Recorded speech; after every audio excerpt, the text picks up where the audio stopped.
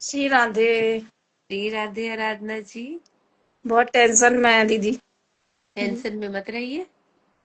अरे मेरा वो आपको बताया था ना, भाई का जो घर था ना हमारे पापा जी का, वो भाई ने तोड़वा दिया। मैसेज करिए, मुझे लगता है ये बातें हमें लाइव में नहीं थोड़ा नहीं सा करनी टेंशन ही बहुत बीत रही है तो। एक एक और मैं अपने अनुज भैया का किस्सा बता रही हूँ। जी। तो एक बार मैं बहुत ही ज्यादा ऐसी, जैसे अभी टेंशन में हूँ, तभी बहुत ज्यादा टेंशन आने वाली थी, उसके पहले की बताती हूँ। मैं जन्माष्टमी के एक दिन पहले ऐसे ही गई भाई इनके साथ, अपने पतिदेव के साथ मार्केट। तो मैं, मुझे कुछ लेना नहीं था, वैसे ही वो सारी तैयारियां मैंने पहले ही कर रखी थी। तो वहां पे एक बांसुरी वाला दिखा। तो बांसुरी वाला दिखा तो मैं भैया की कहा स्टोरी याद आई। तो मैंने कहा बांसुरी दिखी, वो अचानक से मेरे सामने आ गया। मैंने कहा भैया नहीं लेना। उन्होंने की नहीं, अरे फिर हमने कहा ले ही लेती हूँ बताया भैया। था आपने ये।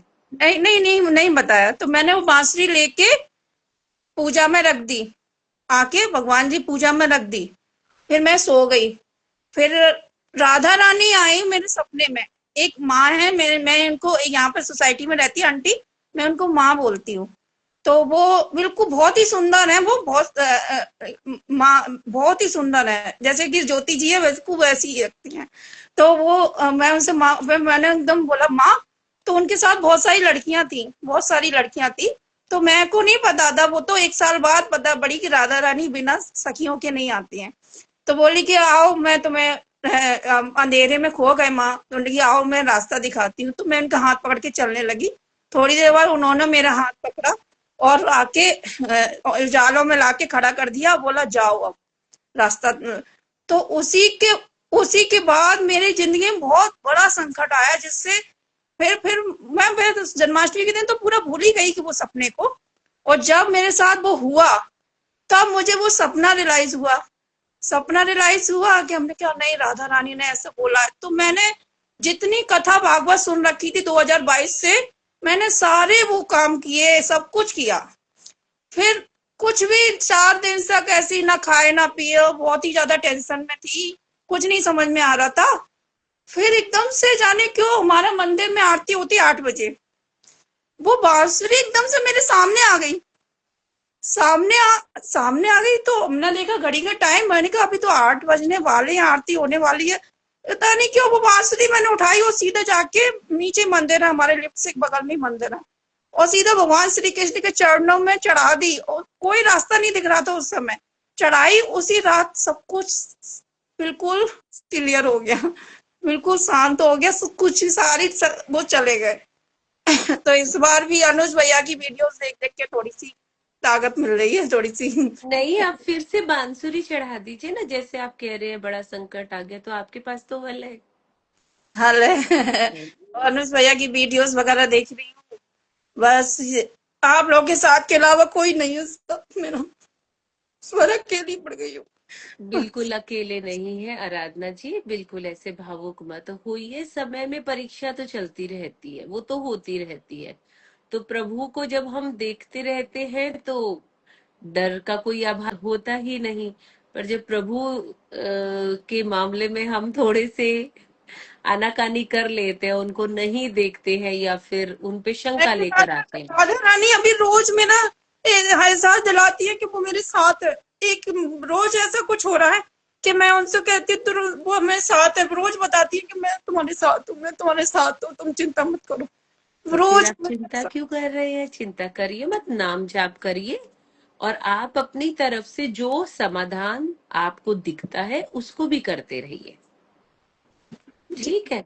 रही मायके में क्या हो रहा है क्या नहीं, आपका धर्म बनता है अपने माताजी को पिताजी को स्वास्थ्य स्वरूप देखना।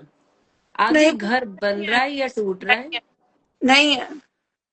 हाँ, तो बस फिर देखिए आप, वही बात है कि मुझे ऐसा समझ आता है दुनियादारी में, जैसे मैं अपनी नानी को सुनती थी तो माँ बोलती थी कि मायका ना माँ बाप से होता है। आगे तुम भाभी से जैसे बना के रखोगी वैसे तुम्हारा मायका होगा। भाई से मायका नहीं होता, भाभी से मायका होता है। क्योंकि व्यवहार औरतों को ही निभाना होता है, आदमी लोग थोड़ी ना व्यवहार निभाते हैं। आदमियों को तो कहना होता है तो ना व्यवहार उनको आता है करना। तो आपके मम्मी पापा अब है नहीं, तो आप देखिए कि आप आपका भाई आपके पिताजी की प्रॉपर्टी के साथ जो भी करे वो उनका अधिकार है।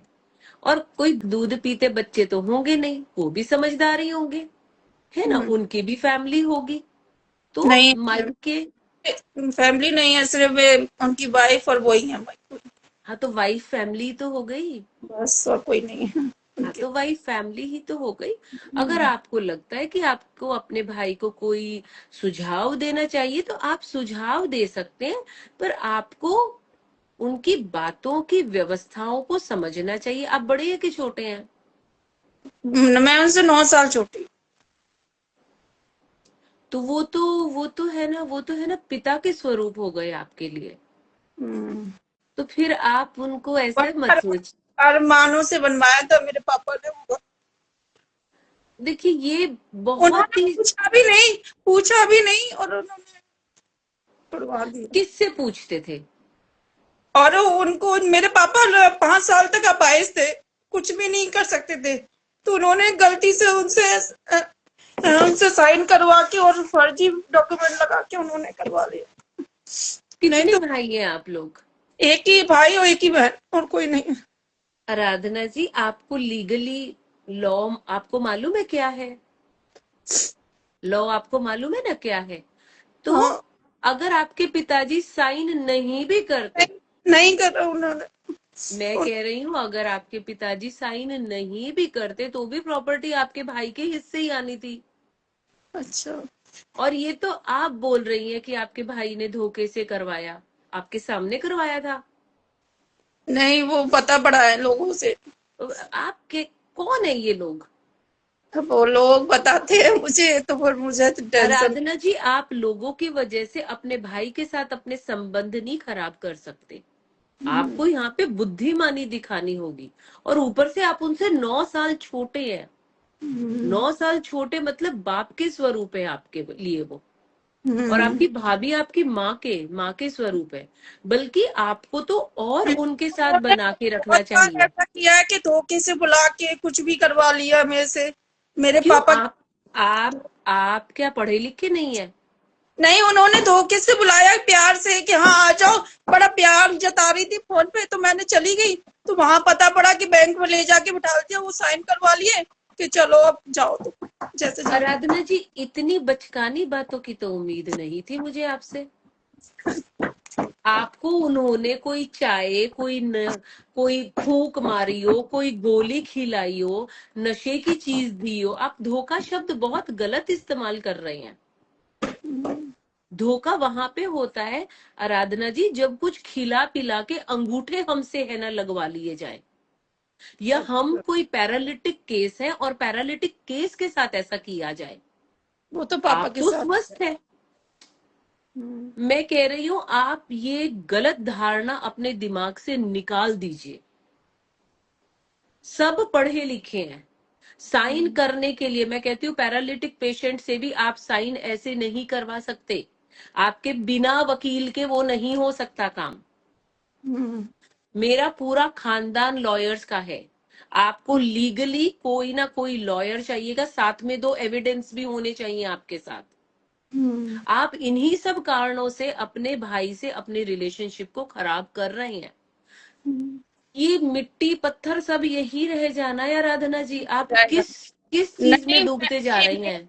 मेरी जो इच्छा है वो ये है कि मैं कुछ भी इनसे लेके बस भागवत कराऊं वृंदावन में जाके अपनी क्यों? पापा मम्मी के लिए। क्यों पापा, आप उनसे, अगर आप अपने माता पिता के लिए कुछ करना चाहते हैं तो अपनी जेब से सोचिए ना। आप ये क्यों सोचते हैं कि मैं अपने भाई से लूंगी? क्यों? क्यों लेंगे आप? आपके माँ बाप ने आपको पढ़ाया लिखाया बड़ा किया, अपना धर्म पूरा किया, अच्छे घर में शादी करी, ये तो बहुत ही गलत सोच है आपकी। आपका आपके मायके की प्रॉपर्टी आप पे, आपका आपके, देखो लीगली लेडीज के पास, बहनों के पास अधिकार होता है, ठीक है, अधिकार होता है। पर ऐसे में फिर आप रिश्ते नहीं रख सकते अपने भाई के साथ। तो रिश्ता उन्होंने कभी रखा ही नहीं, उन्होंने कभी आपने सुख रखा है? में काम नहीं आए कभी भी वो। आपने अपनी रखा है? मैं कहती हूँ आराधना जी, आपने रखा है? दूसरों को छोड़िए, आप पहले अपने आप को झांकिए। आपने रखा है? तो मैं कह रही हूँ आराधना जी, इस बात में आपको समझदारी देखनी होगी, क्योंकि इतने बच्चे नहीं है हम लोग, बड़े हैं, प्रभु के भाव में है। रिश्ता तोड़ना तो आराधना जी बहुत आसान है। आप वो कैसे भूल गए कि आपके भैया आपको स्कूल में संग लेके जाते थे, होमवर्क है ना करवाते थे। अगर आपकी थाली की रोटी खत्म हो गई थी तो अपने में से आधी है ना रोटी आपको है ना दे देते थे। आप किसी के बारे में बता दो कि भैया उसने मुझे कुछ कह दिया तो उसका मुंह तोड़ आते थे। आप इस ये सब बातें नहीं भूल सकते एक प्रॉपर्टी के लिए। और क्यों आप उनसे पैसे लें? आप राधा रानी को बोलिए, राधा रानी आप मुझे इतनी क्षमता दो कि मैं भी अपने पापा मम्मी के नाम से अपने पैसों से कुछ करवा पाऊं। मैं भी तो कुछ दूं उनको। उन्होंने मुझे पाल पोस के बड़ा किया, और बेटियों को तो माँ बाप मरते मरते मर जाते हैं तब भी देते ही रहते हैं, देते ही रहते हैं, मरते मरते भी देते रहते हैं। और छुपा छुपा अभी के। आप ये चाहते हैं कि आपके ब्रदर आपको पैसे दे और फिर आप भागवत करवाएं? नहीं, फिर वो भागवत की किसी काम की नहीं हुई। आप अपने पैसों से करवाइए, और बहुत बड़े बहुत ज्यादा पैसे नहीं खर्च होते भागवत, कोई बहुत बड़े पैसे खर्च नहीं होते भागवत में। आप इच्छा तो रखिए, मैं आपको स्वामी जी देती हूँ जो मुफ्त आएंगे आपकी व्यवस्थाओं में, जो आपके पैसे जाएंगे जाएंगे, हम्म। मुफ्त आएंगे आपके शहर में, आपके घर में। आप उनको खाली सेवा का मौका तो दीजिए। हम्म। जी। तो आप अपने भैया देव से या करा, अपने, गुरुदेव गौरी गोपाल आश्रम वाले गुरुदेव से। आपकी तो डिमांड ही बहुत ज्यादा है, आपकी तो डिमांड ही बहुत ज्यादा है। नहीं, इसीलिए। मैं माफी चाहूंगी, पर ये जो आपका भाव है ना, मैं इन भावों के सख्त खिलाफ हूँ, सख्त खिलाफ। मतलब पैसे भी भाई देवे और आपकी इतनी डिमांड नहीं। आराधना जी आप एक बार है ना ऐसे, आपकी कोई सिस्टर इन लॉ है? नहीं। आपके हस्बैंड की कोई बहन है? हाँ हाँ है। है? अगर आपकी आपकी ननद ऐसा आपसे चाहे तो आपको हम्म। कैसा महसूस होगा? हम्म। एक बार आप सोचिए कि आपके हस्बैंड की बहन ये बोल रही है कि आराधना तुम मुझे पैसे दो, मैं अपने माँ बाप के नाम से भागवत करवाना चाहती हूँ, वो भी अनिरुद्ध महाराज जी से। एक बार सोचिए आप ये बात। हम्म। दूसरों पे उंगली उठाना बहुत आसान होता है आराधना जी। हम्म। बिल्कुल गलत विचार है आपका, मैं माफी चाहूंगी कि इस भाव में मैं बिल्कुल भी कुछ साथ नहीं। कुछ गलत लोगों के साथ वो घिर गए हैं, तो वो जो जाएगा वो गलत ही जाएगा, जो वो कहेंगे तो वो ये जो आप सोच रहे हैं आराधना जी, ये आपकी सोच है। हम्म। आप आपके भाई गलत हैं, चलिए ठीक है, वो गलत लोगों के साथ गिर गए। क्या आपकी भाभी भी ऐसी है? वो भी थोड़ी सी वो नहीं है, तो लेकिन ऐसा भाई। है, अपने भाई भाभी को छोड़िए, पहले आप अपने आप में झांकिए। हमारे साथ है ना एक सखी आते थे पहले, तो हम्म। उन्होंने मुझे मैसेज किया कि मेरे हस्बैंड मुझे बहुत परेशान करते हैं, वो फला, वो मेरी बेटी को मेरे बेटे को बरगलाते हैं, ये हम्म। वो, बस कैसे इनको जेल हो जाए। ठीक है। हम्म। अब मुझे तो भाई अपनी सखी की बात सही लगी, भाई वो ठीक बोल रही है। हम्म। बाद में उनके घर से मेरे पास कोई फोन आया और मुझे पता चला कि वो निहायती झूठी औरत है, हम्म। निहायती झूठी औरत है। हम्म। मैं तो हैरानी मान गई कि बाबा ये क्या। ठीक है। और अभी आप सोचिए, कभी कभी क्या होता है, हम ही गलत होते हैं, हम ही। एक बार आप मुझे अपने जीवन काल से एक बात समझ आइए आराधना जी, अगर मैं पॉजिटिव हूं ना, अगर मैं सकारात्मक ऊर्जा वाली हूं, तो हम्म। सामने वाला कितना भी नेगेटिव हो, मैं अपनी पॉजिटिविटी से उसको पॉजिटिव कर ही दूंगी। हम्म। और बा- आजकल वो समय गया। आप तो 40-50 साल पुरानी वाली ननंद वाली बातें कर रही हैं, आजकल वो वो समय नहीं है। वो ना वहां पे बिल्डिंग बनवा रहे प्रॉपर्टी के थे, तो वहां पे जैसे कि बिल्डर बनाएगा जितने भी फ्लैट, तो वहां पे एक फ्लैट की कीमत 1 करोड़ है, यानी कि 15 करोड़ उनके, 15 करोड़ उनके हो जाएंगे। ऐसा कुछ चल रहा है, बिल्डर के थ्रू उन्होंने बात बहुत कर, बढ़िया। क्योंकि मेरा साइन के बिना तो वो कर नहीं सकते थे, तो उन्होंने बिल्डर से एग्रीमेंट ऐसे कर लिया बेच तो सकते नहीं थे, तो वो ऐसे कर रहे हैं, कुछ ऐसी चालबाजी थोड़ा सा खेल रहे थे। देखिए ये मुझे नहीं चालबाजी पता। नहीं होती है आराधना जी, ये बिजनेस होता है, बल्कि आपको इंटरेस्ट लेना चाहिए था भैया कैसे क्या करना है। मुझे भी समझा दो। आपको समझदारी से काम लेना चाहिए था, बल्कि आपने इस तरह की सोच से अपना भी नुकसान कर लिया। क्या मालूम आपके भैया बोलते आराधना 5 फ्लैट तुम ही ले लो।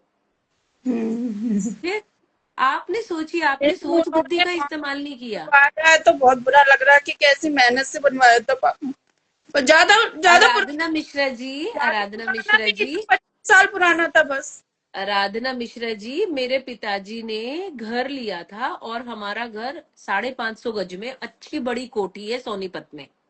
हम्म। हम उस घर में भागे गिरे, डांट खाई, प्यार पाया, सब कुछ किया। ठीक है। और मुझे लगता है मैं उस घर में 3rd क्लास में आई थी जब मेरे पिताजी ने वो घर लिया था। और मैं 11th क्लास में थी। 11th क्लास में थी मैं। मेरे पिताजी ने खुद वो घर ढवा करके कैनरा बैंक को भाड़े पे दिया था। ठीक है। तो अरे अगर ये काम आपके पिताजी ही करते बिल्डर को देकर तो आपको पसंद आ जाता। हम्म। ऐसे नहीं होता। जीवन में आगे बढ़ना सभी का हक है। और ईंट और पत्थर से घर नहीं होते, घर होते हैं भाई और भावज से। ठीक है। और वो तो अच्छी बात है। उसके बाद मेरे भाई ने, जब मेरे पापा को अल्जाइमर हुआ, मेरे भाई ने कितनी बार घर को तुड़वाया बनवाया। घर मतलब एक पोर्शन ऑफ प्लेस, एक एक जगह। हम सोचिए हम ग्राउंड फ्लोर पे रहते थे, ग्राउंड फ्लोर से फर्स्ट फ्लोर पे आए, फर्स्ट फ्लोर से सेकंड पे, सेकंड से थर्ड पे, थर्ड से फोर्थ पे हो गए हम। हम्म। अब मैं उसमें बोलूं, मेरा भाई मेरे से एग्जैक्ट 9 साल छोटा है, छोटा है वो मेरे से। मेरा बड़ा छोटा है ना, छोटा है। छोटा होने के बाद भी कभी मैंने इंटरफियर नहीं करा, कभी भी मैंने अपने मायके में इंटरफियर नहीं करा। और उसके कारण हमारे रिश्ते बहुत ज्यादा अच्छे हैं। मुझे मालूम है कि मैं अपने भाई को बोलूं कि मुझे प्रॉब्लम है, वो 1 सेकंड नहीं है ना लगाएगा, फ्लाइट लेगा, तुरंत आ जाएगा मुंबई। हम्म। तो मुझे क्या करना है, जिस घर में मैं खेली, हाय मैं बड़ी हुई, हाय मेरे भाई ने तोड़ा। अरे तुड़वा दिया, तोड़वा दिया, घर मेरे भाई से है। ईंटों से मेरा घर नहीं है, ईंटों से मेरा मायका नहीं है। मेरा भाई तो मेरा है, पर मेरी भावज मेरी होनी चाहिए, मेरी भाभी मेरी होनी चाहिए। पता, मैं सच्ची बोलूं, ये बात हम नंदों को, बुआओं को समझनी चाहिए कि अगर आपकी भाभी और आपकी ट्यूनिंग अच्छी है तो आपका मायका बहुत सुखी है। आशा है आप मेरी बात समझेंगे आराधना जी। कोई आपके दरवाजे पे, आप वो देखेंगे। बच्चे है ना वो बच्चा है 7 साल का छोटा, वो परेशान करता है एकदम मम्मा। 7 साल का बच्चा परेशान नहीं करता आराधना जी, 7 साल का बच्चे को जो करना। समझदार भी तो वो, उसे पता नहीं ना मैं आपसे बात कर रही हूँ, तो इसलिए खटखटा रहा हूँ, जब अब सुनिए, देख। आपका बेटा है, आपका बेटा है कि पड़ोस से है? नहीं, मेरा बेटा है। आपका बेटा है तो देखिए, मुझे ऐसे लगता है आराधना जी, हम्म। आपको थोड़ा सा अपने आप को झांकना चाहिए। हम्म। बच्चा परेशान नहीं करता, माँ परेशान होती है। क्योंकि बात को समझिएगा, ये मैं आपको साइकोलॉजिकली बोल रही हूँ। 7 साल का बच्चा यही हरकत करता है। एक मिनट, मैं आपसे बात कराती हूँ, बहुत बार कह चुका है मुझे बात करनी है। आ जा, आ जाओ, खोल लो। हाँ, तो उसने बंद ही कर लिया। कह रहा था मुझे भी बात करनी है, मुझे भी कराना भी, ठीक है कराएंगे। उसने बस। कोई बात नहीं आराधना जी, आप बात को समझिए। 7 साल का बच्चा 7 साल की हरकत ही कर रहा है, पर 40 साल की माँ वो हरकत नहीं कर रही, या 35 साल की माँ वो हरकत नहीं नहीं कर रही है। क्योंकि हमें समझदार होना होगा। बच्चा 7 साल का है, दरवाजा खुला रखिए, बच्चा आपके पास आके बैठ जाता है, बेटा बैठ जा, कोई बात नहीं। वो बीच बीच में आपको छेड़ेगा, कोई बात नहीं, वो तो बच्चा है, उसमें क्या हो गया। तो थोड़ा सा अपने भाई पे, अपने बच्चों पे, अपने परिवार पे ध्यान देने से पहले अपने ऊपर ध्यान दीजिए, अपने आप को झांकिए। आपको मेडिटेशन की आवश्यकता है।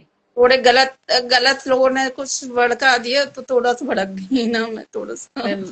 देखिए, कान का कच्चा बिल्कुल भी नहीं होना चाहिए।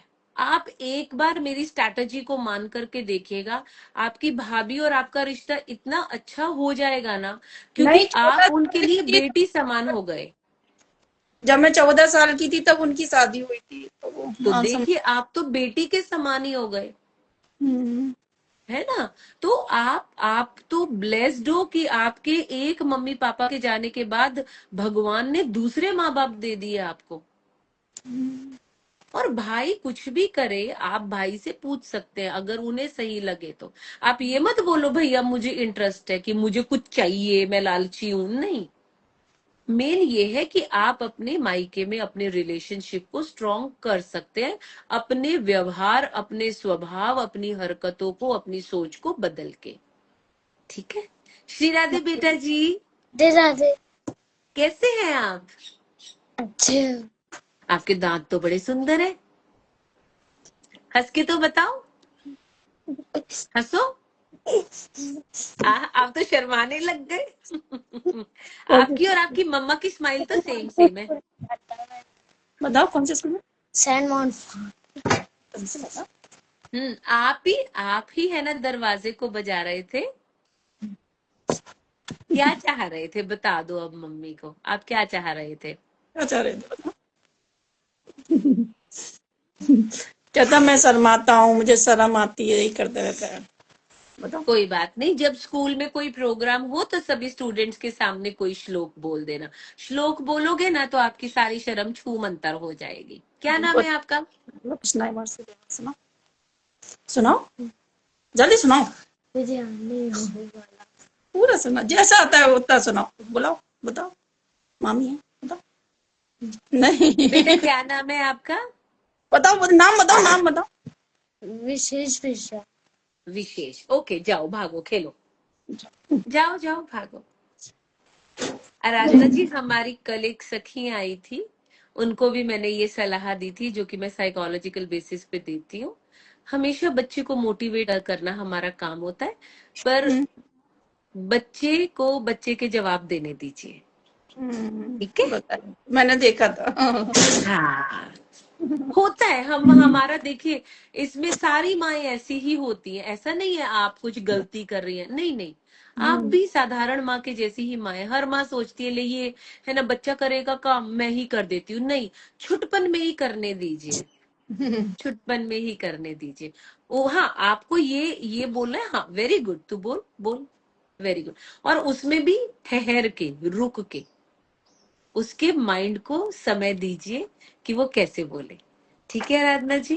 जैसा हो, लेकिन आपको मैं रोज ही सुनती हूँ, रोज सुन के सब टेंशन फ्री हो जाती है। आज तो आराधना जी, टेंशन फ्री नहीं होना, टेंशन आने ही नहीं देना। मैं फिर आपको बोलूंगी, थोड़ा सा अपने स्वभाव पे काम करिए। अपने स्वभाव पे मैं फिर से बोलूंगी, अपने स्वभाव पे काम करिए। अध्यात्म के मार्ग पे चलना, नाम जाप करने से सकारात्मक ऊर्जा नहीं आती। आपके स्वभाव में जब बदलाव आ जाए, आपको हर नेगेटिव चीज में भी पॉजिटिव जब दिखना शुरू हो जाए, तो असली में आप भक्ति मार्ग आप पे आते हैं। अभी मैं उनसे बात करने वाली नहीं थी, कुछ भी नहीं करने वाली थी। मैंने तो सिर्फ एसआईआर, मेरा फॉर्म रिजेक्ट हो गया था, तो मैंने उनको कॉल किया, मुझे डिटेल बता दीजिए, क्योंकि हमें भरना था यहाँ पे। 2003 का नहीं भरते हैं, अब वो चल रहा है ना वो, तो उन्होंने देने से ही मना कर दिया, मैंने बता रहा। तो इस चक्कर में थोड़ा सा मुझे और ज्यादा वो हो गया। आराधना जी, देखिए क्या होता है, वो आपके भाई हैं। आपको तो हर रोज 2-3 बार उनसे वीडियो कॉल करनी चाहिए, बात करनी चाहिए उनसे। क्या है ना, आपको काम है तो कोई ऐसी बात नहीं है, वो आपका काम भी कर देंगे। पर मैं बता रही हूँ, ये अपने रिश्तों को, खास तौर पे जो हमारे रियल बहन भाई होते हैं, हमें कोशिश करनी चाहिए कि हम उनको जरूर से उनके साथ अपने रिलेशनशिप को इतना स्ट्रांग रखें। आप सोच के देखिए, मैं अपनी तारीफ करने को नहीं बोलूंगी, लास्ट जून में मेरी दीदी की तबीयत खराब हो गई थी, पहले नंबर वाली दीदी की जो पानीपत में रहती है। और मैं इतनी परेशान हो गई थी कि मैंने तुरंत फ्लाइट ली और मैं चली गई। अनुज को, कान्हा को, राम को, सबको पीछे छोड़ के मैं है ना चली गई। और ये मुझे अनुज ने बल दिया कि तुम रो मत, तुम जाओ, दीदी के पास जाओ। और सोचिए, दीदी भी फिर पानीपत से सोनीपत आ गई कि ये मेरे लिए आई है, और मैं राधा रानी की चुनरी लेकर के गई उसके लिए। मतलब बरसाना बरसाना गई और फिर मैं दीदी के पास आई और उसको चुन्नी दी। भाई बहन का प्यार ऐसा ही होता है। अभी बरसाने से ही आ रही हूँ 4 तारीख से। मैं फिर आपको बोलूंगी आराधना जी, अपने स्वभाव पे काम करिए सबसे पहले। बरसाना वृंदावन आप जाते हैं, पर आपको अच्छी संगति की बहुत ज्यादा आवश्यकता है, बहुत ज्यादा। आपके अंदर पॉजिटिविटी आनी चाहिए। हमारी एक और भी सखी थे जो इसी बहम में रहते थे कि मेरे हस्बैंड रॉन्ग है और मेरे बच्चे रॉन्ग है और सिर्फ मैं ठीक हूँ, सिर्फ मैं ही ठीक हूँ। उनको ऐसे लगता था। आगे फिर हम अपनी तरफ से जो भी कर पाए हमने किया, फिर हमने आजादी आजादी ले ली। ये आपको समझना होगा। थोड़ा सा नहीं, बहुत ज्यादा मेडिटेशन की आवश्यकता है आपको, बहुत ज्यादा। क्योंकि आज आप किसी की बातों में आकर के बरगला दिया किसी ने, तो आप उनकी बातों में बह गए। कल कोई और आपको है ना बरगला देगा। आप बहुत ही बुद्धिशाली हैं, आप बहुत ही बुद्धिमान हैं। आप किसी की बातों में आकर के अपने रिश्तों को खराब नहीं कर सकते। और उसके बाद दूसरों की बातों को छोड़ करके जब दूसरों की बातों से आप ऊपर आ जाएं, उसके बाद हमारे अंदर जो माइनस होता है, हमारे अंदर जो नेगेटिविटी होती है, उस पे भी आपको जीत पानी है। बात समझती? ये सब बाउंसर जा रहा है। बात समझ गई हूँ। 2022 से मैंने सिर्फ भागवत और भजन के सिवा कुछ भी नहीं सुना ना देखा। बस को अब आपसे जुड़ गए मैं हैं। फिर आपको एक बात बोलती हूँ आराधना जी, और ये मेरी अंतिम बात होगी आपके लिए। भागवत कर लीजिए, सत्संग कर लीजिए, नाम जाप कर लीजिए, भजन गा लीजिए, उपवास कर लीजिए, धाम यात्रा कर लीजिए। यदि आप में मात्र भर भी नेगेटिविटी है तो आप भक्ति मार्ग पे नहीं है, अभी आप बहुत सीढ़ी नीचे हैं। सही कह रहे हो। तो आप सिर्फ इन बातों को थोड़ा सा ध्यान दीजिएगा। आगे आपका जीवन है, आप बिल्कुल एक मुक्त आत्मा है, जो आपको सही लगे वही सही है। पर जो मैंने आपको रीड किया उसी से मैंने आपको बताया। ठीक है, खूब खुश रहिए। श्री राधे। बहुत बहुत धन्यवाद। खूब राधे आभार। श्री राधे विशेष जी, खूब खुश रहो। राधे राधे।